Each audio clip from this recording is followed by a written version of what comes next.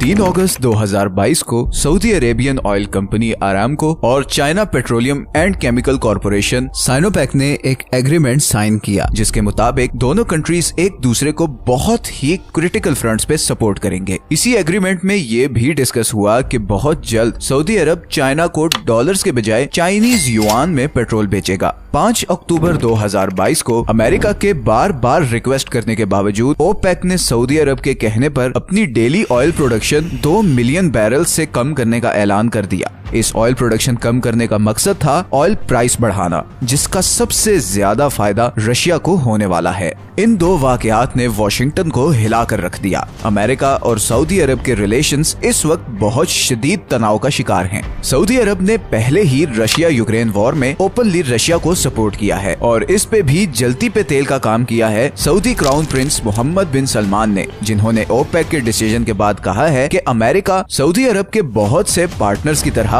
बस एक पार्टनर है, इससे ज्यादा कुछ नहीं। इस सब के बाद अगर हम ये कहें कि इन दोनों देशों के आपस के रिलेशंस इनकी हिस्ट्री के लोएस्ट पॉइंट पर हैं, तो गलत नहीं होगा। किसी जमाने में बहुत ही करीबी दोस्त समझे जाने वाले ये दोनों कंट्रीज आज एक दूसरे के दुश्मन क्यों बन गए हैं? पिछले 60 से 70 सालों से अमेरिकन डॉलर को इस मकाम तक पहुंचाने वाला सऊदी अरब अब उसी डॉलर को तबाह क्यों करना चाहता है? और सऊदी अरब के इन डिसीजंस का अमेरिका और पूरी दुनिया पर क्या असर पड़ने वाला है? आज सऊदी अरब और अमेरिका के रिलेशंस की शुरुआत हुई थी 1933 में, जब सऊदी किंग अब्दुल अजीज ने अमेरिकन कंपनी स्टैंडर्ड ऑयल को सऊदी अरब में तेल की खोज और उसे एक्सट्रैक्ट करने की इजाजत दी। उस जमाने में सऊदी अरब के हालात काफी खराब थे। हर तरफ सिर्फ सहरा, ऊंट और टेंट ही नजर आते थे। फिर 1938 में सऊदी अरब में तेल के बहुत बड़े रिजर्व्स डिस्कवर हो गए और इस रेगिस्तान की तकदीर बदलने का आगाज हो गया। 1944 में सऊदी अरब ने अमेरिका को दहरान में 20 साल के लिए एक एयरफील्ड बनाने की इजाजत भी दे दी। बदले में अमेरिका ने सऊदी अरब के साथ लैंड लीज एग्रीमेंट साइन कर लिया, जिसके नतीजे में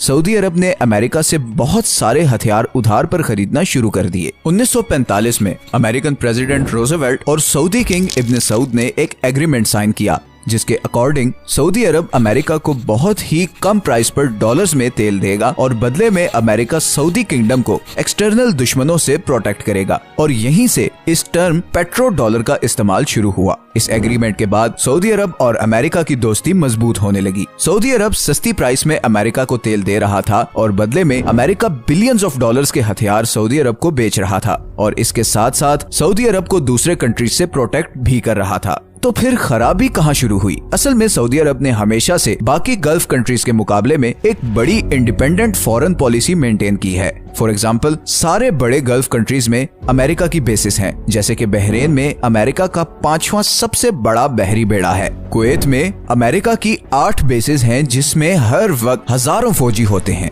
गल्फ की सबसे बड़ी मिलिट्री बेस कतर में है, जिसे अल उदैद एयर बेस कहते हैं, जो कि अमेरिकन सेंट्रल कमांड का हेडक्वार्टर भी है। और यहाँ से अमेरिका पूरे मिडिल ईस्ट और सेंट्रल एशियन रीजन्स पर नजर रखता है। अब दूसरी तरफ सऊदी अरब को हमेशा से इस बात पे काफी रिजर्वेशंस थी कि अमेरिका के फौजी या बेसिस परमानेंट तौर पर उसके जमीन पर हों। इसकी सबसे बड़ी मिसाल है 1990 में होने वाली गल्फ वॉर, जिसमें बड़ी ही मुश्किल से किंग फहद ने अमेरिकन फौजियों को सऊदी अरब की जमीन इस्तेमाल करने की इजाजत दी। इवन 9/11 के बाद जब अमेरिका ने अफगानिस्तान पर हमला किया, तब भी सऊदी अरब ने अमेरिका को किसी भी मिलिट्री ऑपरेशंस के लिए अपनी जमीन इस्तेमाल करने नहीं दी। और यहाँ पर बहुत इम्पोर्टेंट है उन ऑयल एम्बार्गोस को मेंशन करना जो 1967 और 1973 में सऊदी अरब ने अमेरिका पर लगाया था। बेसिकली 1967 में अरब इसराइल वॉर के बाद सारे अरब कंट्रीज ने डिसीजन लिया कि वो अमेरिका और यूके को इसराइल को सपोर्ट करने की वजह से ऑयल एक्सपोर्ट नहीं करेंगे। ऐसा ही डिसीजन ओपेक ने 1973 में अमेरिका के खिलाफ लिया और उस एक साल में 1973 से 1974 के दरमियान अमेरिका की इकोनॉमी को बहुत जबरदस्त धचका पहुंचा था,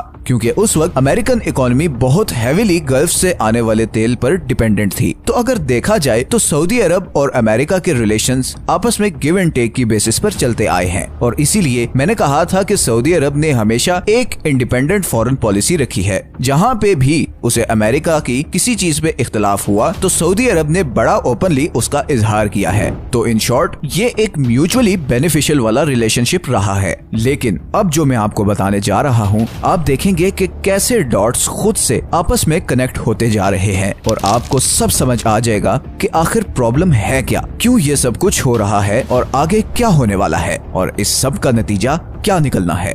इस रिलेशन में ज्यादा खराबी आना शुरू हुई 2014 के बाद से, जब बराक ओबामा ने ईरान के साथ न्यूक्लियर प्रोग्राम पर दोबारा बातचीत शुरू की। असल में 2014 में जब ये बात शुरू हुई तो सऊदी अरब को ये महसूस हुआ कि अमेरिका ने पहले उसे ईरान के खिलाफ सालों इस्तेमाल किया और अब खुद से उससे डील करने जा रहा है। सऊदीज की नजर में ओबामा एडमिनिस्ट्रेशन डबल गेम कर रही थी। एक तरफ वो अरब स्प्रिंग को बैक कर रही थी, ईरान से न्यूक्लियर डील कर रही थी, और दूसरी ही तरफ वो सऊदी से अपनी अनकंडीशनल सपोर्ट भी डिमांड कर रहे थे। इन्हीं खराब होते रिलेशंस की आग मजीद भड़काई जो बाइडन ने, जब उसने जर्नलिस्ट जमाल खशोगी के कत्ल में सऊदी क्राउन प्रिंस को डायरेक्टली कसूरवार ठहराते हुए काफी क्रिटिसाइज किया। अब सऊदी अरब में पिछले कुछ सालों में डायनेमिक्स काफी चेंज हो गए हैं और उसकी वजह है प्रिंस मोहम्मद बिन सलमान। मोहम्मद बिन सलमान को एक अनट्रेडिशनल और रेवोल्यूशनरी लीडर कहा जाता है, क्योंकि वो ऐसे स्टेप्स ले रहे हैं जो इससे पहले किसी सऊदी लीडर ने नहीं लिए। चाहे वो 2019 में शुरू होने वाली बहुत बड़ी एंटी करप्शन मूवमेंट हो, जिसमें बहुत सारे सऊदी बिलियनियर्स को अरेस्ट किया गया, औरतों को ड्राइविंग की इजाजत देने वाले रिफॉर्म्स हो, या फिर विजन 2030 जैसे मास्टर प्लान्स। मोहम्मद बिन सलमान बहुत तेजी से सऊदी अरब को सोशल लिबरलाइजेशन की तरफ लेकर जा रहे हैं और इसकी एक बहुत बड़ी वजह भी है। असल में सऊदी अरब की तकरीबन 65% आबादी 35 साल से कम उम्र लोगों की है और ये सारे यंग लोग बहुत हाई स्टैंडर्ड ऑफ लिविंग के आदी हैं। बेसिकली सऊदीज के लिए दो ही तरह की जॉब्स होती हैं, या तो आप ऑयल इंडस्ट्री में काम करते हो या फिर गवर्नमेंट के लिए काम करते हो। लेकिन अब मसला ये है कि सऊदी अरब की पॉपुलेशन बढ़ रही है और ऑयल रिजर्व्स इतने ज्यादा नहीं कि स्टैंडर्ड ऑफ लिविंग को लंबे अरसे तक मेंटेन किया जा सके। मोहम्मद बिन सलमान इसी सिचुएशन को चेंज करना चाहता है और इसीलिए ये ड्रास्टिक रिफॉर्म्स और विजन 2030 जैसे बड़े प्लान्स बनाए गए हैं। मगर इन प्लान्स को पूरा करने के लिए बहुत सारा पैसा चाहिए और पिछले कुछ साल सऊदी अरब के लिए बहुत टफ रहे हैं। असल में 2015 से 2020 के दरमियान ऑयल प्राइसेस काफी तेजी से गिरी, जिसकी वजह से सऊदी अरब को अपने काफी ज्यादा कैश रिजर्व्स यूज करने पड़े। लेकिन अब पिछले कुछ महीनों से ऑयल प्राइस दोबारा बढ़ना शुरू हो गई है और उसकी एक बहुत बड़ी वजह है रशिया यूक्रेन वॉर। इस जंग के बाद से एक बहुत बड़ा एनर्जी क्राइसिस आया है, क्योंकि रशिया ने कई कंट्रीज को अपनी गैस और ऑयल सप्लाई बंद कर दी थी और बाकी कुछ कंट्रीज ने खुद रशिया पर बैन लगा दिया है। अब यहीं पर अमेरिका ये उम्मीद कर रहा था कि इस ऑयल क्राइसिस को पूरा करने के लिए सऊदी अरब अपनी ऑयल प्रोडक्शन बढ़ा देगा, मगर उसने ऐसा कुछ नहीं किया। क्यों नहीं किया ये मैं आगे चलकर आपको बताता हूँ, मगर इस डिसीजन की वजह से ऑयल की प्राइसेस कुछ महीनों में ही डबल हो गई और तकरीबन सारा यूरोप अब गैस और ऑयल इंपोर्ट करने के लिए गल्फ की तरफ देख रहा है। अरामको की शेयर प्राइस इस वक्त पीक पर है और वो इस वक्त स्टॉक एक्सचेंज में एप्पल से भी ज्यादा वैल्यूएबल कंपनी बन चुकी है। बल्कि सऊदी गवर्नमेंट तो ये सोच रही है कि अरामको के शेयर्स बेचकर और कैपिटल इकट्ठा किया जाए। अगर ऑयल की प्राइसेस इसी तरह बढ़ती रही तो सिर्फ 2022 ही में सऊदी अरब की ऑयल सेल 280 बिलियन डॉलर्स तक जा सकती है और ये इतने ज्यादा पैसे हैं कि विजन 2030 जैसे प्लान्स को पूरा करना शायद सऊदी अरब के लिए ज्यादा मुश्किल ना हो। इसी तरह अगर अगले कुछ साल रशिया पर सैंक्शंस लगी रही तो अगले 3 से 4 साल सऊदी अरब के लिए फाइनेंशियली बहुत जबरदस्त होने वाले हैं। लेकिन यहाँ तक तो चीजें काफी स्मूथ नजर आ रही हैं। असल प्रॉब्लम आती है उस स्टेप को लेकर जो सऊदी अरब आगे उठाने जा रहा है और वो है पेट्रो डॉलर को पेट्रो युआन से रिप्लेस करना, मतलब तेल को डॉलर की बजाय चाइनीज युआन में बेचना। असल में रशिया यूक्रेन वॉर से पहले ही काफी कंट्रीज में ये बात चल रही थी कि डॉलर के बजाय लोकल करेंसीज में ट्रेड शुरू की जाए। अब जैसे ईरान पर अमेरिका की सैंक्शंस हैं और वो इसीलिए पहले से ही ये चाहता है कि डॉलर के बजाय किसी दूसरी करेंसी में ट्रेड किया जाए। रशिया पर फरवरी 2022 में यूक्रेन पर हमला करने की वजह से सैंक्शंस लग गयी, जिससे वो पूरी वेस्टर्न वर्ल्ड से कट ऑफ हो गया। मगर इसी कट ऑफ होने की वजह से उसने एक ऐसी मार्केट क्रिएट की जहां पर वो डॉलर के बजाय अपनी लोकल करेंसी में ट्रेड कर रहा है। ब्रिक्स कंट्रीज जिनमें इंडिया, चाइना, रशिया, ब्राजील और साउथ अफ्रीका शामिल हैं, पहले ही अमेरिकन डॉलर के अल्टरनेटिव करेंसी इस्तेमाल करने के बारे में डिस्कस कर रहे हैं। और फिर आता है चाइना, जिसके पास ऑलमोस्ट 1 ट्रिलियन अमेरिकन डॉलर्स का ट्रेजरी डेट है और तकरीबन 3000 बिलियन डॉलर्स के फॉरेन एक्सचेंज रिजर्व्स हैं। अब क्या चाइना इन 1 ट्रिलियन डॉलर्स को कुर्बान करके अमेरिकन डॉलर को तबाह कर सकता है? बेसिकली इस डी डॉलराइजेशन के लिए चाइना और रशिया को जिस कंट्री की सबसे ज्यादा जरूरत है वो है सऊदी अरब। असल में पेट्रो डॉलर की टर्म बनी ही सऊदी अरब की वजह से थी, क्योंकि सऊदी अरब डॉलर के अलावा किसी और करेंसी में ट्रेड ही नहीं करता था। लेकिन अब सब कुछ बदलता महसूस हो रहा है। अभी अक्टूबर 2022 में जो चाइना और सऊदी अरब के बीच अंडरस्टैंडिंग डेवलप हुई है, अगर उस पर अमल हो गया और सऊदी अरब ने पेट्रोल को डॉलर के बजाय चाइनीज युआन में बेचना शुरू कर दिया तो अमेरिका की इकोनॉमी बुरी तरह हिल कर रह जाएगी। डॉलर अपनी वैल्यू बहुत तेजी से खो देगा और अमेरिका की स्टॉक मार्केट्स बहुत बुरी तरह क्रैश कर जाएंगी। लेकिन यहीं पर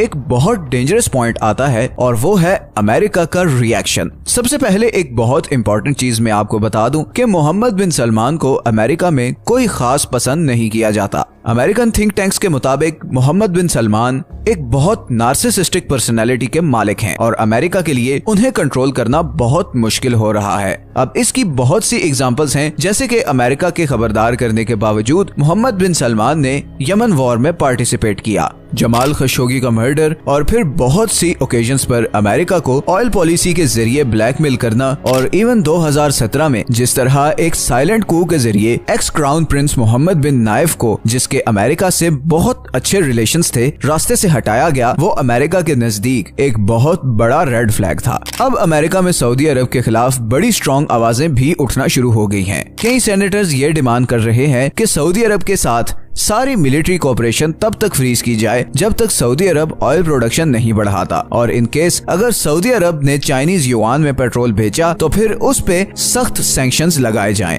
अब यहाँ पर आई एम प्रीटी श्योर कि आप सोच रहे होंगे कि मोहम्मद बिन सलमान का एटीट्यूड एकदम अमेरिका के साथ इतना चेंज क्यों हुआ। इसके पीछे एक बड़ी इंटरेस्टिंग वजह है। असल में पिछले 20 साल से हालात बहुत तेजी से बदले हैं। अमेरिका को अब सऊदी अरब के तेल की कोई खास जरूरत नहीं है। आज की डेट में सऊदी अरब अपनी टोटल ऑयल एक्सपोर्ट का सिर्फ 5% अमेरिका को एक्सपोर्ट करता है और बाकी 95% ऑयल जाता है China, Japan, south Korea, Taiwan, Pakistan और इंडिया जैसे ईस्टर्न कंट्रीज में। इसी वजह से अब अमेरिका की प्रेफरेंस भी बदल रही है और उसने मिडिल ईस्ट को इम्पोर्टेंस देना कम कर दी है। इस बदलाव की एक और वजह है दुनिया का पेट्रोल कार से इलेक्ट्रिक कार्स की तरफ शिफ्ट। जो बाइडेन पहले ही ये टारगेट दे चुका है कि अमेरिका में 2030 तक 50% गाड़ियां इलेक्ट्रिक होंगी। सऊदी अरब भी ये चेंज आता हुआ देख रहा है और इसीलिए उसकी फॉरेन पॉलिसी में एक बहुत बड़ा शिफ्ट आ रहा है। लेकिन क्या सऊदी अरब के लिए अमेरिका से जान छुड़ाना इतना आसान है? असल में ये चीज मोहम्मद बिन सलमान को जितनी भी बुरी लगे, मगर फिलहाल सऊदी अरब के लिए अमेरिका की सपोर्ट बहुत जरूरी है और उसकी कुछ बहुत जबरदस्त रीजंस हैं। सबसे पहले तो ये कि सऊदी अरब का बहुत सारा पैसा अमेरिका में पड़ा हुआ है। ये तकरीबन 800 बिलियन डॉलर्स बनते हैं और अमेरिका चाहे तो ये सारा पैसा फ्रीज कर सकता है, मगर जाहिर है उसमें सऊदी अरब की तरफ से भी जबरदस्त रिटेलिएशन आने का चांस है। दूसरी तरफ आप ये सोच रहे होंगे कि अगर ये 800 बिलियन डॉलर सऊदी अरब अमेरिका से निकाल ले तो अमेरिका को भी ठीक ठाक नुकसान होगा। लेकिन मसला ये है कि फिलहाल सऊदी अरब के पास बहुत कम ऑप्शंस हैं जहां वो ये पैसा अमेरिका से निकाल कर लगा सकता है। इतनी बड़ी मार्केट्स और कंपनीज बहुत कम कंट्रीज में हैं। इसके अलावा सऊदी अरब की सारी फौजी ताकत अमेरिका पे डिपेंडेंट है। 2015 से 2019 के दरमियान सऊदी अरब की टोटल मिलिट्री परचेजेस का 73% अमेरिकन कंपनी से था। 2008 से 2020 तक सऊदी अरब तकरीबन 145 बिलियन डॉलर अमेरिकन हथियारों को खरीदने पर खर्च कर चुका है। अब अगर सऊदी अरब अमेरिका से दूर होता है तो उसे कोई ऑल्टरनेटिव चाहिए, कोई ऐसा कंट्री जो उसे अमेरिका के लेवल की टेक्नोलॉजी और प्राइस पर हथियार दे सके। ये सब जाहिर है इतना आसान नहीं होगा। रशिया यूक्रेन वॉर ने सऊदी अरब को अपनी फॉरेन पॉलिसी रीअसेस करने का मौका जरूर दिया है और एक चीज तो फॉर श्योर है कि हम लोग बहुत जल्द इंटरनेशनल लेवल पर बहुत बड़ी चेंजेस विटनेस करने लगे हैं। नई दोस्तियां और ब्लॉक्स बनने जा रहे हैं। पावर डायनामिक्स टोटल शिफ्ट होने लगे हैं और अगर आप इंसानी तारीख देखें तो ये तकरीबन हर 100 से 150 साल बाद होता ही है। तो इट इज वेरी पॉसिबल कि अगले कुछ सालों में जो दुनिया हम अभी देख रहे हैं ये कम्प्लीटली चेंज हो जाए। लेकिन इस शिफ्ट और चेंज के दौरान क्या खतरात या नुकसानात हैं जो हो सकते हैं, ये तो आने वाला वक्त ही बताएगा।